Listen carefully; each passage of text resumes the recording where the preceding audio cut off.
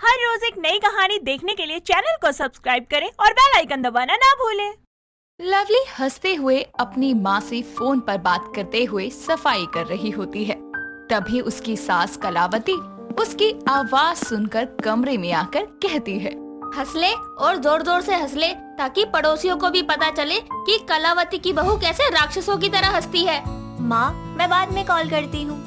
इतना कहकर lovely call cut करके सफाई करने लगती है और उसकी सास कलावती कहती है, अरे अरे बहू, सफाई तो बाद में भी हो जाएगी, तू पहले जी भरकर अपनी माँ से बतिया ले। सफाई का क्या है, इंसान गंदगी में भी रह लेगा लेकिन बिना बात किए नहीं रह सकता। सासू माँ, सफाई तो पहले ही कर ली मैंने, वो तो यहाँ थोड़ी धूल जमी थी, मैं उसे ही साफ कर रही थी बस। मेरी नालायक बहू, अब अपनी लापरवाही छुपाने के लिए बहाने मत बना। अरे सफाई भी काम होता है और काम को जिम्मेदारी से किया जाता है। पहले काम कर ले, फिर जी भर के अपने मायके वालों से बात कर लियो। जी, मैं ध्यान रखूंगी। इतना कहकर लवली अपना काम करने लगती है और कलावती चली जाती है। लवली अपना काम चाहे जितना भी अच्छा कर ले, उसकी सास तब भी उसे लापरवाही समझा करती। एक दिन नाश्ते के समय कलावती उसके कमरे में गुस्से में आकर कहती है, बहू तू कितनी लापरवाह है। कल शाम को ही मैंने तुझे कहा था कि मुझे सुबह 4 बजे उठा दियो ताकि मैं अपनी खाली पेट वाली दवाई खाकर मंदिर में शांति से पाठ कर सकूं। पर अभी 8 बज रहे हैं और मुझे खुद उठना पड़ रहा है। बताओ। सासू माँ, मैंने तो आपको उठाने के लिए 4 बजे का अलार्म लगाया था। आपके कानों में उसकी आवाज नहीं गई क्या? अलार्म लगाने की जगह तुम खुद माँ को जगा देती। माँ की सेहत का सवाल है, लापरवाही मत किया करो। अरे, मैं अपने कामों में कभी लापरवाही नहीं करती। बहुत बढ़िया, लापरवाही खुद करो और फिर चिल्लाओ दूसरों पर। सही है। इतना कहकर कलावती मुंह बनाते हुए वहाँ से चली जाती है। उसी शाम कलावती की पड़ोसन झुमकी घर आती है। तभी लवली उसके लिए नाश्ता लाकर उन्हें देती है और वहाँ से चली जाती है। कसम से कलावती, बहू के आने के बाद सुख ही सुख है। देख, अभी तुझे बिना मांगे ही चाय मिल गई और तो और खाना पीना, घर का सारा काम समय पे हो जाता होगा और मैं अपने घर में अकेली ही खटती रहती हूँ। अरे काहे का सुख, वो तो तू आई है इसलिए महारानी चाय ले आई, वरना अब तक 4 बार इसके नाम का जाप ना कर लो ना, तब तक तो इसके कान में जूं क्या लीक भी नहीं रेंगती। ऊपर से ऐसी लापरवाही से काम करती है, पूछो मत। आज सुबह ही इस बात पर मैं इसे समझा रही थी लेकिन उसमें भी ये मुझसे बहस करने लगी। हाय हाय, कैसी बातें कर रही है। तेरी बहू शक्ल से तो ऐसी मालूम नहीं होती। शक्ल से तो तू भी पोपट मालूम पड़ती है, लेकिन है क्या? नहीं ना। फिर अपनी सास की ये सारी बातें दूर खड़ी लवली सुन रही होती है, जो कहती है, हद हो गई। मतलब एक काम में मुझसे जरा से गलती क्या हो गई तो मेरी सास ने मुझे लापरवाह समझ लिया, और समझा तो समझा, उसके बाद पड़ोसन के आगे मेरी चुगली भी की। सासू माँ सच में सठिया गई है। पर कोई बात नहीं, अब जब मुझ पर लापरवाही का ठप्पा लग ही गया है तो क्यों ना इनको लापरवाही के दर्शन करवा दूं। लवली जान गई थी कि उसकी सास अपनी हरकतों से बाज नहीं आने वाली। फिर क्या था, लवली ने भी सोच लिया कि जैसा सास उसे समझती है वो उसके साथ वैसा ही बर्ताव करेगी। और एक दिन दोनों सास बहू मंडी में सब्जी लेने जाती हैं। लवली सारी सब्जी तुलवाकर सब्जी वाले को पैसे दे देती है और देखती है कि उसकी सास किसी और औरत से बातें करने में लगी है। तभी वो कहती है, अच्छा भैया, 405 रुपए हुए ना? ठीक है, ये लो। सासू माँ, सब्जी उठा लेना, मैं खीरे ले लेती हूँ। अब अपनी गपशप में लगी कलावती कहाँ लवली की बात सुनती। थोड़ी देर बाद जब वो पलटकर देखती है तो लवली उसे खीरे की दुकान पर मिलती है। वो बिना सब्जी उठाए ही उसके पास चली जाती है और दोनों घर आते हैं।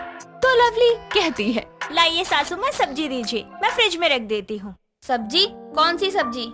आलू, टमाटर, बैंगन, घिया और हाँ, पुदीना भी। ये सारी सब्जी। मुझे क्या पता कहाँ है सब्जियाँ। कमाल करती हो सासू माँ, मैंने आपको सब्जियाँ उठाने के लिए कहा था।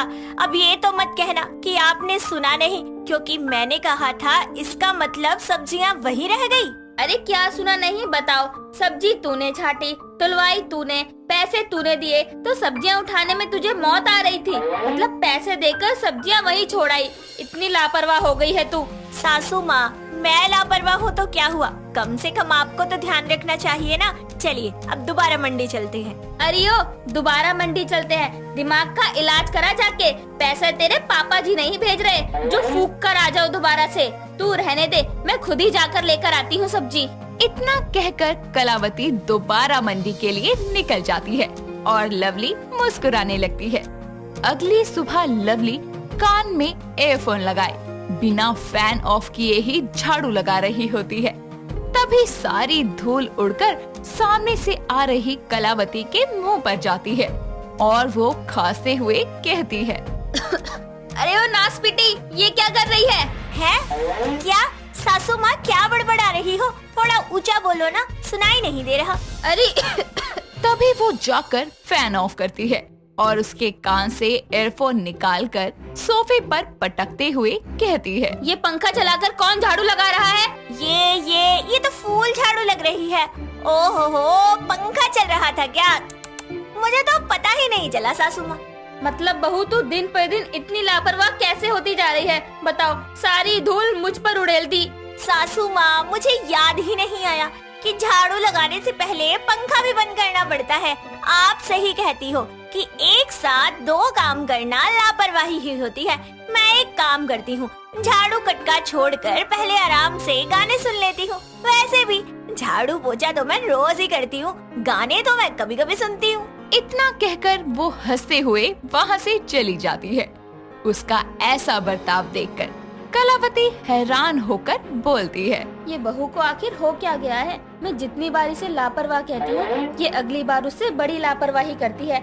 आखिर चल क्या रहा है इसके दिमाग में? लवली के अब ज्यादा लापरवाह बनने से कलावती हैरान होने लगती है।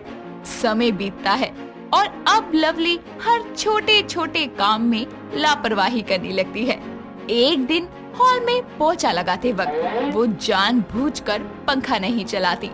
तभी फोन पर बात करते हुए साहिल वहाँ आता है और गीले फर्श पर फिसलकर धड़ाम से गिर पड़ता है। आए आए मेरी कमर।